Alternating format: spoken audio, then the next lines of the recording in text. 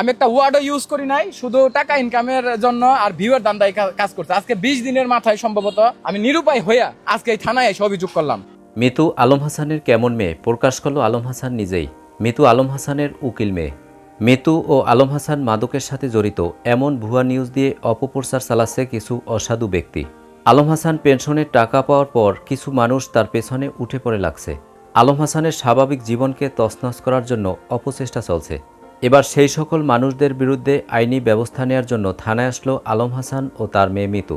আমাদের এলাকার জৈনকা কিছু ইউটিউবার আছে যারা এক সময়ের শীর্ষ মাদক ব্যবসায়ী ছিল, মাদক সম্রাট ছিল, ক্রসফায়ারে আসামি আছে এবং তার সাথে জড়িত কয়েকজন লোক বর্তমানে মাদক সেবনের সাথেও জড়িত। অলরেডি তারা মাস্টার প্ল্যান করছে আমার এবং ওর ফ্যামিলির ওর ক্ষতি করার জন্য।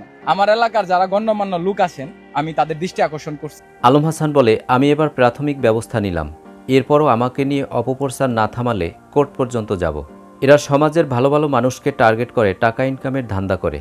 আমার বাড়িতে এসে অনুমতি না নিয়েই ভিডিও করা শুরু করে।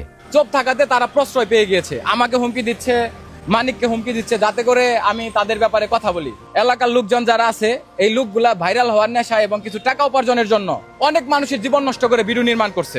আমি এই থানায় অভিযোগের পর আল্লাহ যদি বাঁচিয়ে রাখি ইনশাল্লাহ কোর্টেও আরো 2টা মামলা দেব। দর্শক, কেমন লাগলো আজকের আপডেট পেয়ে অবশ্যই কমেন্ট করে জানিয়ে দিন। আর ভিডিওটি যদি ভালো লাগে লাইক কমেন্ট সাবস্ক্রাইব করে আমাদের পাশে থাকুন।